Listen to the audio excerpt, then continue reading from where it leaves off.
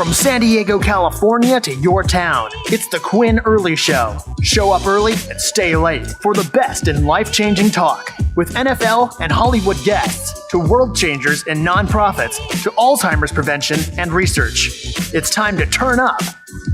The Quinn Early Show.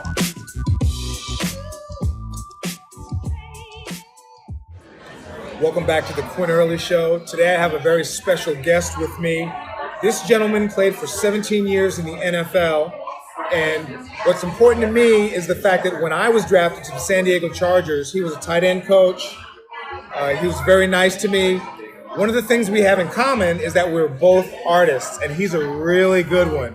So I'd like to give a warm welcome to Ed White. Ed, thanks for being on my show. You're welcome, Quinn. Thank you. And you were nice to me too, so it pays off. The feeling is mutual, I guess. All right, yeah. So tell me a little bit about your beginnings, how you got to the NFL, and a little bit about your career. Wow. Well, it all started here in San Diego. I'm a San Diego native. My dad was a native, and so it all basically started here. Grew up in Lemon Grove and played football. My passion, wrestled through the shot put. And I ended up, my dad's work took us down to the desert. So we lived in Palm Desert for through my high school years. Played football, most of my football played at India High School. And then got a scholarship to Cal and played for Berkeley. I played defensive line at Cal. And then the Vikings drafted me in 1969. And they had the Purple People Eaters, which were pretty good. And so they moved me to guard.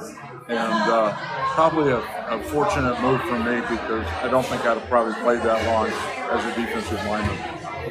And then so I played for the Vikings for 9 seasons. 4 Super Bowls, and with a great bunch of guys. And at the end, I didn't feel like I was being compensated properly. Basically, I was my own agent and didn't do a very good job of representing myself and was taken advantage of. And so the bottom line was I was, forced to be traded, and Buffalo was interested, and all of a sudden they said San Diego. I went, oh my gosh. So I got to come back and play for my folks and in front of my family. That's kind of a blessing. I mean, you can't beat the weather. Yeah. So tell me a little bit about how it was to play for Air Coryell during those glory years. Well, playing for Coach Coryell was a joy. And I tell people that, you can only play so long if you're fortunate enough to play for a Coach Coryell and a Coach Bud Grant. And then those guys are so good and so sharp, and that they put together the right coaches, they put together the right players, the chemistry is there, and you win. And when you're on a program that wins, it makes bringing your lunch bucket to work a lot easier, and at the end of the day, a lot happier. So I was blessed to have played under those 2 regimes, and the guys that I played with, and were just phenomenal and played a long time. And I tell people I played between basically Ron Yeary, who was a Hall of Fame tackle, and Russ Washington, who's as good as any Hall of Fame tackle. Those are the 2 tackles I played between. 1 year with Jim Lachey. And that's it in 17 years. And the centers, Nick Tingelhoff is in the Hall of Fame, and Donnie Mason, who's as good as anybody in the Hall of Fame. So I played essentially between 4 guys in 17 years, and that is amazing, That is amazing. And so that has a lot to do with my personal success with the guys I played with. Absolutely. That's awesome. Yeah. That's awesome. So tell me a little bit about what you did after you retired and what you're currently doing. Okay. Right after I retired, Coach Coryell hired me. At the same time, he hired Charlie. Both of us were at the end of our career. Yeah, he was my receiver. Charlie Joyner, he was your coach. Yeah. A wonderful human being and a great player.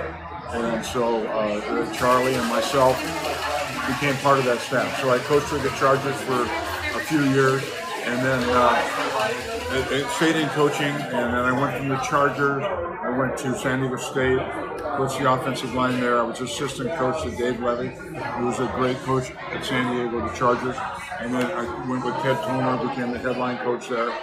Coached there had a situation where we lost our daughter, and that was a very traumatic moment in our life. And so Jim Hannafin, who was one of my coaches with Chargers, said, "Come to St. Louis and coach with me at the Rams." So I went with him, and then I went to the Cal and coached with the Cal, and I was a line coach there for a number of years. So Ed, one of the things that we have in common is both of our mothers suffered with Alzheimer's and passed from it. Right. And playing for so many years, you played for 17 years, I played for 12 years. Right. So always, as a former player, right, our concern are these mental issues and these issues with memory as we get older.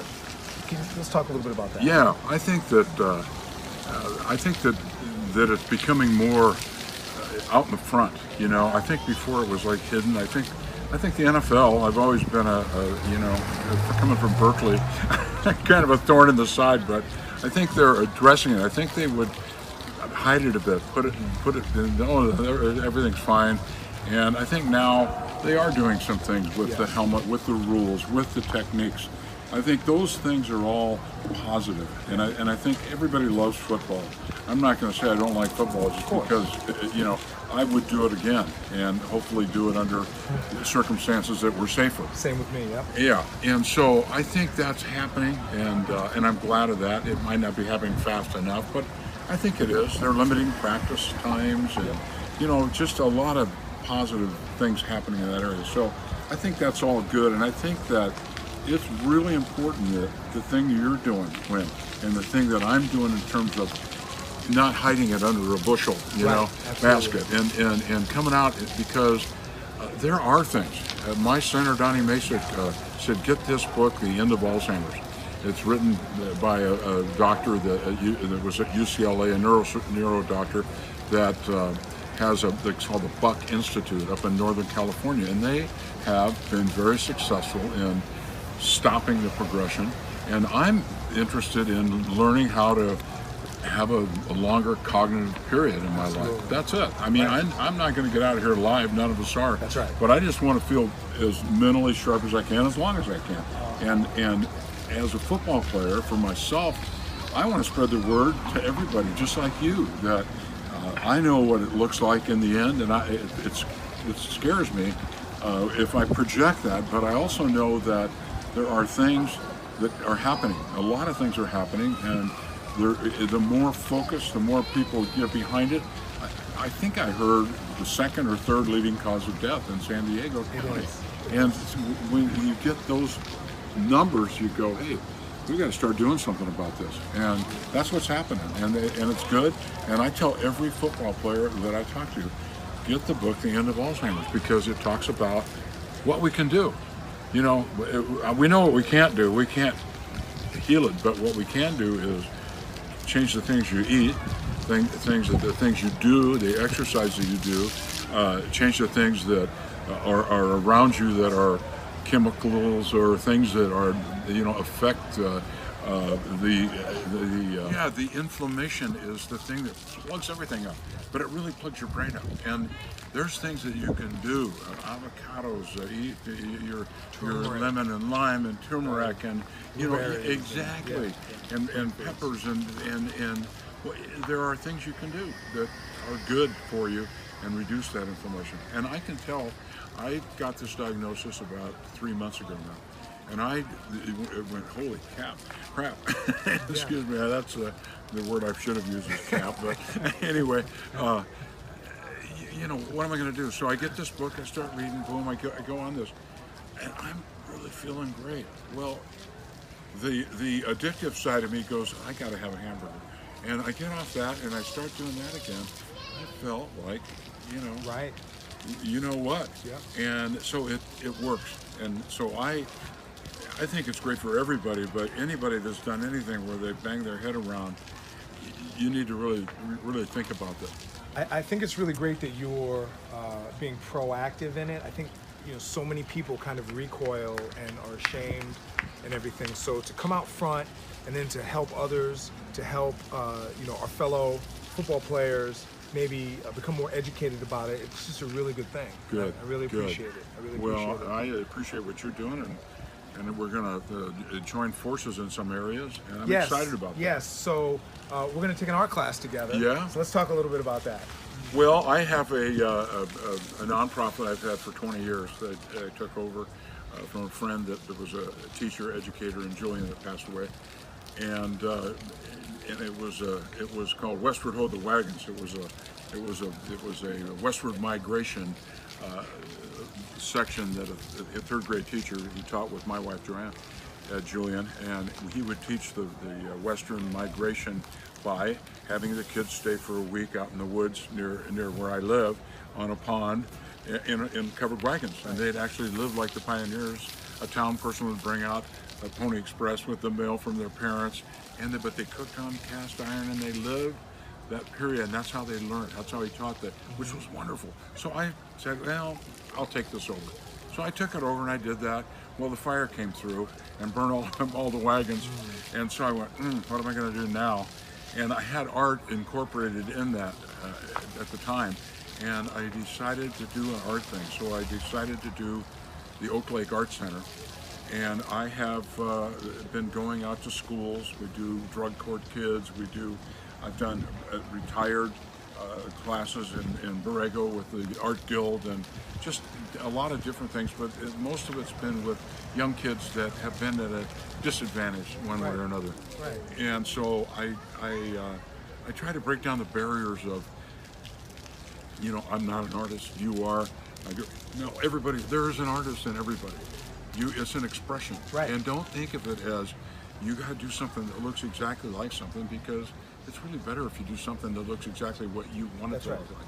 And so that's what I teach. And so it kind of brings everybody to a new level, and young people especially, when doing it. And then, we're stopping. Anyway, sorry, you can edit, right? Anyway, so it brings a more of a confidence in someone's ability to do a piece of art. Right, absolutely. Yeah. Well, I sure appreciate it, man. And thank you for You're being welcome. on my show today. You're welcome. And much success to you. And You as well. You're a good man. I appreciate it. So are you, brother. All right, have a great day. Yeah, take care. From San Diego, California to your town, it's the Quinn Early Show. Show up early and stay late for the best in life-changing talk. With NFL and Hollywood guests, to world changers and nonprofits, to Alzheimer's prevention and research. It's time to turn up. The Quinn Early Show.